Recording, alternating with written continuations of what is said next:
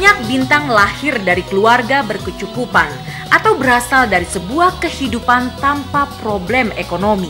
Banyak bintang terkenal hanya karena mimpi menunggu waktu untuk diwujudkan. Tapi beberapa bintang harus bekerja sangat keras untuk menggapai impian. Mereka lahir dari rumah-rumah sempit, tempat di mana impian selalu buyar oleh desakan hidup yang nyata. Ainur Rahimah yang kelak dikenal dengan sebutan Inul Daratista termasuk satu dari beberapa bintang dalam kategori ini. Hadir ke bumi 21 Januari 1979 sebagai anak dari pasangan penjual kacang goreng dan penjahit baju, Inul merasakan kerja keras sejak usia dini. Sebelum berangkat sekolah itu saya bangun sama adik-adik udah habis subuhan semua, nggak boleh tidur lagi. Jadi ya bikin ini ngupasin kacang ini sampai selesai. Udah gitu giliran emak yang goreng. Habis itu kan sampai selesai baru saya boleh berangkat sekolah. Kalau nggak gitu saya nggak dapat duit sangu. Inul kecil belum berhenti bekerja hingga malam karena sepulang sekolah tugas lainnya menunggu. Sedangkan saya harus bantu emak jualan rokok di pinggir jalan gitu kan, ada gerobaknya, itu kena angin sambil belajar, kadang-kadang ngantuk. Itu membuat saya jengkel. Kenapa saya lihat orang teman-teman bersepeda kalau sore gitu, saya baru bisa istirahat gitu. Itu pun malam nggak boleh, masih belum boleh tidur. Jadi setelah belajar saya harus ngambilin duit hasil kacang yang diantar tadi ke gerobak-gerobak, jadi 2 kali kan. Tak heran jika anak tertua dari 6 bersaudara itu tak henti memutar otak dan merasakan hidupnya sebagai sebuah lecutan. Ya didikan yang keras juga jadi ada pemikiran saya balas dendam gitu. Balas dendamnya bukan kepada orang tua tapi balas dendam kenapa hidup saya begini gitu. Terus kenapa hidup saya nanti sampai nanti itu saya harus begini gitu. Apa saya nanti di atas umur 10 tahun nanti di atas 15 tahun saya udah dewasa, udah ngerti, kan malu kalau saya kerja begini terus gitu. Merasakan bakat menyanyinya sejak dini, pemberontakan Inul dimulai. Tanpa sepengetahuan Abdullah Aman, bapaknya yang bisa disebut aktivis masjid, sejak sekolah menengah pertama, Inul sudah mulai bertualang menjajakan suara. Memasuki sekolah lanjutan, proses aktualisasi diri yang menghasilkan uang itu kian menjadi-jadi. Menyanyi dan bergoyang tentu saja akhirnya benar-benar tidak bisa dipisahkan dari Inul. Pada titik ini, hobi dan desakan ekonomi sudah menjadi satu, meski seringkali bayaran dari kerja kerasnya tidak seberapa. Pertama kali 1.500, 3.000, 7.000 itu yang saya ingat itu. Pulang malam nungguin sampai subuh, bapak sampai tanya, kemana? Nyanyinya sudah selesai jam 10 malam. Ngijol ke duitnya ini susah malam-malam. Karena dibagi, kan ganjil tuh 7.000 tuh. Itu, jadi dibagi-bagi yang honornya 7.000-an gitu ya, 7.500-an, bagi 2. Itu nyanyinya di gunung mbak, daerah gunung-gunung itu kan ada semacam kayak tunnel gitu. Jadi habis nyanyi gitu ada dramanya sampai pagi biasanya gitu. Jadi kita kan pulangnya nggak punya kendaraan naksi, jadi mesti nungguin, makanya pulangnya malam-malam, kadang sampai menjelang subuh. Seorang sahabatnya memberi gambaran gamblang tentang bagaimana Inul bekerja. Dia itu bekerja keras, tidak mengenal siang malam, walaupun ada show pagi dilakukan pagi, kalau ada show siang dilakukan siang malam, pokoknya tidak mengenal waktu. Perjuangan Inul sebagai penyanyi kampung menjadi terasa luar biasa karena sesungguhnya ia pada saat yang sama melawan nilai-nilai hidup yang dianut keluarga, khususnya bapak dan ibunya. Sang bapak malah cukup keras menghentikan gairah Inul karena gambaran negatif penyanyi dangdut dan seringnya Inul pulang larut malam atau bahkan pagi hari. Tiap malam dilempar sama batu itu bapak itu. Ya dilempar gini, jangan pulang kamu sekalian sana, Bambung sana gitu, nggak punya anak kayak kamu, mursal gitu. Anak saya pernah saya usir gitu, pernah minta 1 minggu nggak pulang, gitu juga. Saya marahin juga, akhirnya minggat lagi sampai 3 hari. Lama-kelamaan saya juga berpikir, Pak, namanya anak ya. Pada suatu saat memang saya sama Inul itu pulang dari acara selepas tengah malam itu sempat Inul dilempar sama orang tuanya ya, sama bapak itu sempat dilempar karena mungkin karena tidak setuju dengan profesi Inul sebagai penyanyi. Yang kedua mungkin karena kalau penyanyi atau artis tuh kalau sedang ada acara itu pulangnya masih larut tengah malam, mungkin itu. Jadi pada saat itu ya kita mencoba untuk sedikit demi sedikit menentang ya, karena memang pikiran kita memang antara agama dan seni itu terkadang juga gak nyambung. Ya udah, karena itu hobi dan senang aja ya kita terus jalan.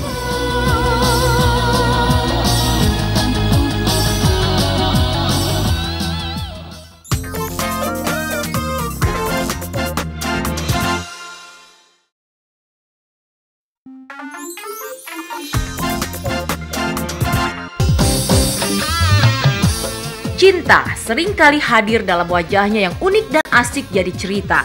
Cinta Adam Suseno dan Inul Daratista begitulah kiranya.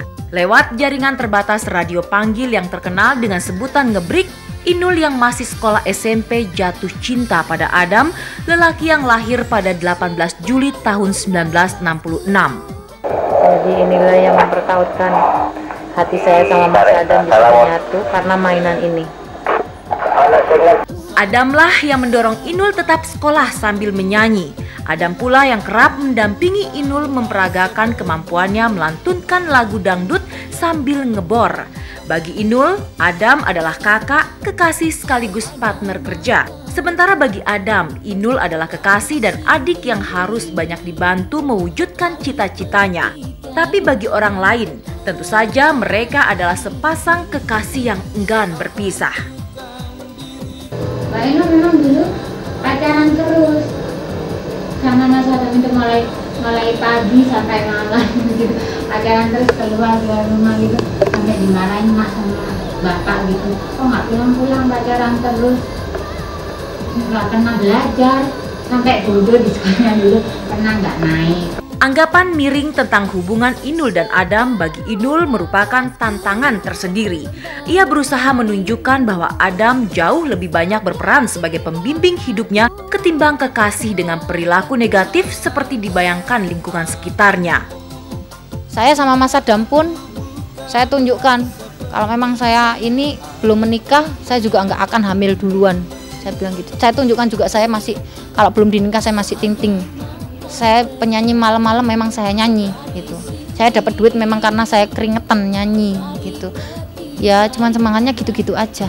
Selesai sekolah menengah atas, Inul diperistri Adam. Kontroversi keluarga soal percintaannya usai sudah. Tapi kegiatan menyanyi dengan busana ketat dan goyang ngebor masih tetap menjadi agenda tersembunyi dari ayahanda Inul. Sampai menikah itu Bapak nggak pernah lo lihat saya nyanyi, itu nggak pernah.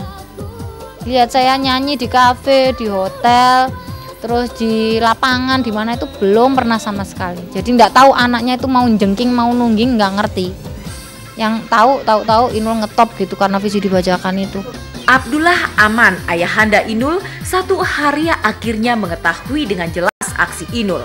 Ia bahkan membeli sebuah visi dibacakan yang berisi aksi ngebor anaknya. Dan Inul pun harus menghadap untuk mempertanggungjawabkan aktivitasnya tersebut. Akhirnya saya maju, ya udah duduk sama bapak gitu, nonton bareng-bareng gitu kan. Masya Allah gitu. Kok kamu kayak gitu nak jogetnya nak, nggak pegel tak gitu pertama. Ya agak marem saya. Ya enggak pak gitu. Mulai dari pertama saya nyanyi, bapak kan nggak tahu kalau saya jogetnya kayak gitu. Gak pegel toh nak gitu. Ya apa ya, ya pegel pak, tapi saya seneng dapat duit buat jajan. Kamu nggak malu apa pusernya kok kelihatan ada beniknya gitu. Maksudnya di pusernya kan saya tendek dulu mbak, ada permata gitu. Itu kok gegernya bolong, kamu nggak pakai BH toh gitu. Kan kalau baju senam kan itu karena memang saya juga agak ndablek ya, bajunya berani gitu, seset gitu, jadi kelihatan punggungnya gitu kayak baju senam memang yang saya pakai. Terus BH-nya itu kan dipotong sama Inul kan, tadi talinya nggak kelihatan, cuma dijahit jadi sini-sini, jadi kayak nggak pakai BH gitu. Nggak tahu bapak ini kalau kamu jogetnya kayak gitu nak gitu. Ya akhirnya iya pak, maaf ya pak, ya apa pak, wong joget ngono sing laris ya gitu. Ya penampilan kayak gitu yang laku gitu kan. Ya kalau memang sudah waktunya nanti suatu saat kan kamu juga ngerti. Tapi bapak mau marah gimana, kamu sudah nikah, kamu sudah gede. Ya apa ya, ya boleh kamu joget tapi yo jangan pakai baju yang begitu, bapak malu. Inul, begitu juga bapak dan ibunya, tak bisa lagi berlari ke masa lalu. Mereka kemudian menyadari hidup seorang Ainur Rahimah digariskan sebagai penyanyi dangdut.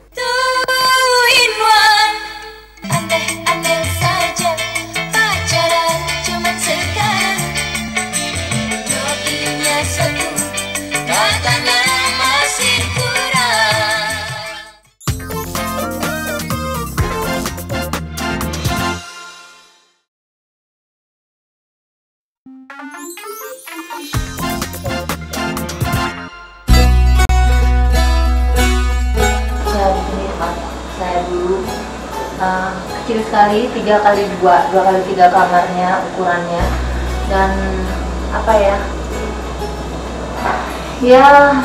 di kamar ini juga saya tidur dengan beberapa adik saya yang banyak, ada 3-4 orang. Itu semuanya pada tidur di sini, jadi ngumpul jadi satu. Tapi tidurnya nggak begini, ya pokoknya ya asal cukup aja, kalau enggak saya tidur di bawah kalau panasan gitu. Kamar kecil ini adalah sebuah cerita. Itulah sebabnya hingga kini rumah dan segala hal tentang rumah itu tak diubah sedikit pun. Tapi di samping rumah sederhana itu, rumah baru Inul dan Adam berdiri megah, pertanda hidup sudah benar-benar berubah. Mungkin karena cobaan itu banyak, jadi apa yang saya dapat ternyata alhamdulillah bisa saya nikmati. Di Jakarta, sebuah rumah besar di kawasan elit Pondok Indah menjadi milik Inul. Sementara di tanah kelahirannya, selain rumahnya sendiri, kekayaan Inul tergambar dalam bentuk toko ponsel hingga butik. Semua kenikmatan lahir ini menjadi mungkin karena sejak menapaki karir di Jakarta tahun 2003, Inul memang menuai sukses yang ia tak pernah bayangkan sebelumnya. Rentang waktu antara 2003 hingga pertengahan 2004, dunia hiburan Indonesia seolah menjadi milik Inul. Gaya goyang Inul yang memicu kecaman sebagian kalangan termasuk dari si Raja Dangdut Rhoma Irama justru menjadikannya fenomena tak terbendung. Banyak pihak terlibat dalam polemik goyang ngebor, tapi Inul jalan terus dengan pencapaian yang kian memuncak lewat panggung, acara televisi, iklan hingga sinetron. Dari banyak cerita sukses pertama kali naik pesawat untuk ngebor di Belanda menjadi kenangan Inul paling indah. Bangga, jadi saya cerita itu hampir tiap hari cerita sama emak sama bapak, sampai emak sama bapak bosen yang diceritain itu terus gitu. Ya tak doain nanti kamu bisa nanti emak doa deh, tak dongakno nu lawakmu wis yo nak yo engko wis gak nang Belanda tok, neng Jepang, neng Hong Kong, neng kono sampai negara Amarto kono, neng gone nggak ngerti bilangnya sampai negara Amarto itu kemana, nggak ngerti, ke negara yang paling ujung gunung nggak ngerti lah. Hidup mungkin semakin mudah, tapi kebahagiaan tidak pernah hadir sebagai sebentuk benda yang bisa terus dimiliki. Menjadi kaya raya dan populer pada akhirnya juga merupakan pekerjaan berat buat Inul. Harus mau menerima terpaan gosip, harus mau menerima banyak kerjaan yang mungkin menanggung resiko, harus berani menghadapi masa depan yang mungkin karena saya hidupnya di dunia entertain, saya harus menjalani bagaimana masa depan saya selanjutnya. Misalkan seandainya saya nyanyi udah nggak ngebor lagi, kalau memang saya masih mau nyanyi, bagaimana saya harus menyanyi untuk masa depan, mau nyanyi lagu pop kayak atau goyang yang bagaimana atau yang bagaimana, itu masih tetap aja berputar di sini gitu. Salah satu guncangan terhebat dalam karir Inul pasca perseteruannya dengan sesama seniman dangdut yang menentang goyang ngebor adalah ketika Eli Kusumastuti alias Del, manajer yang turut membesarkan Inul, mundur pertengahan tahun 2004. Dan sayangnya perpisahan ini diwarnai konflik soal uang. Entah kenapa banyak kalangan menilai karir Inul mulai meredup beberapa bulan setelah konflik tersebut. Inul nggak laku, biarin. Yang penting saya bisa makan berdua sama Mas Sada, masih bisa kirim duit ke orang tua. Masalah pamor ya, namanya kita sudah bersyukur. Kemarin dikasih enak, dikasih kayak begitu setahun lebih, jadi bintang-bintang di langit, dapat ke Inul semua. Sekarang apa yang didapat? Kalau misalkan udah waktunya roda berputar, ya monggo aja silakan. Lalu benarkah karir Inul sebagai penyanyi benar-benar surut? Kenyataannya Inul memang jarang tampil di televisi sebagaimana pernah terjadi 2 tahun lalu. Jadwal di televisi itu sering bertabrakan dengan show di kampung-kampung, di daerah-daerah gitu ya. Saya tidak bisa karena walaupun show di kampung, di tempat-tempat kecil, saya menghargai pekerjaan mereka gitu. Jadi ya tidak harus karena bayaran atau tidak, tapi karena saya menghargai event organizer yang mengadakan, baik itu di kampung, di desa atau di daerah, di luar negeri. Saya tetap menghargai mereka, nggak mau membatalkan asal terima order. Itu saya menilai di lapangan. Jadi kalau suatu artis itu dikatakan karir Inul meredup itu bisa dilihat dari penonton atau antusias penonton pada waktu sang artis itu ada acara. Ternyata sampai sekarang memang tetap Inul tetap setiap acara show itu pasti padati penonton dan sangat antusias sekali. Di luar turunnya intensitas tampil di televisi, jadwal menyanyi Inul di berbagai tempat rupanya belum banyak berubah. Agendanya masih padat hingga pertengahan tahun ini, termasuk beberapa undangan tampil di luar negeri. Inul memang belum berakhir, tapi harga mencengangkan yang pernah ia nikmati untuk sekali tampil mungkin sudah tak banyak lagi mampir. Diakui atau tidak, pamor Inul memang tak lagi mengkilap.